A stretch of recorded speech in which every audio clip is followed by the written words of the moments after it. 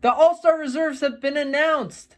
Let's take a look at who we think got snubbed. But first, we're going to take a look at how I did on my predictions for the Western and Eastern Conference reserves.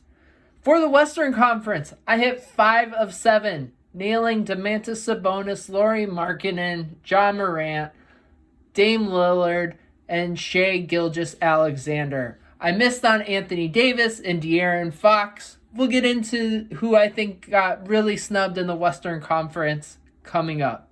For who I missed in the Western Conference, Jaren Jackson Jr. and Paul George both get in. I think Paul George, without a question, deserved it. It can just be hard to make cuts at a certain point.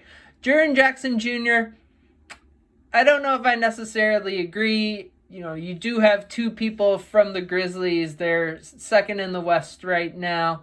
So they just haven't done well against Western Conference teams lately. I think they're 0-7, maybe 1-7 in the past month or two against Western Conference. So I don't necessarily think that Triple J deserved to be it over other people.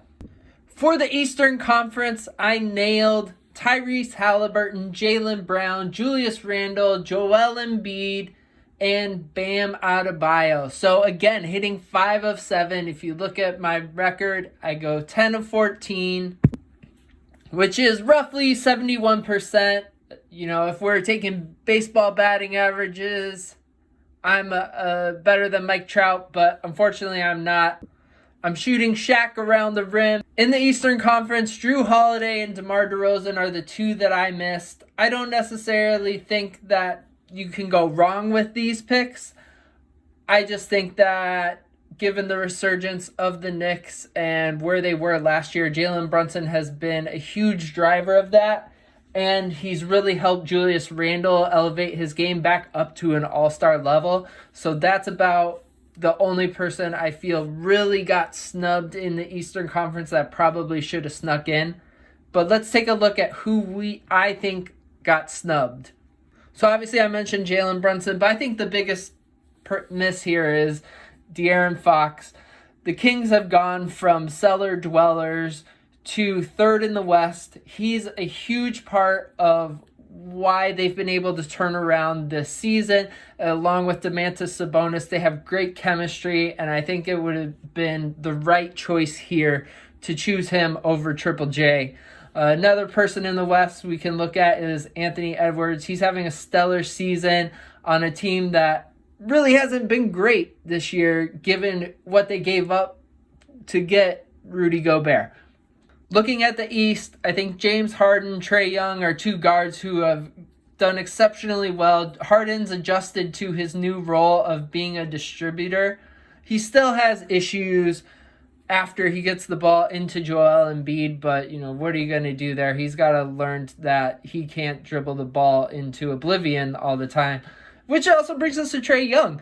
He's averaging 27 and 10 assists, but there are a lot of people who think he's just Harden 2.0 and not as big and just likes to shoot a lot. So I can understand why the coaches necessarily didn't think that, because it doesn't seem like he elevates his team like Harden has been able to shift into his career. Another one we can look at is Pascal Siakam.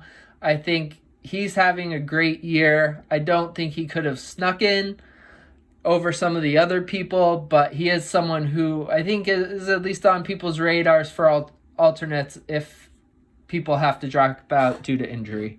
So there you have it. There's my snub list. Who do you think I missed from the snub list? Do you think someone else should have got in over anyone on the All-Star team? Let me know in the comments.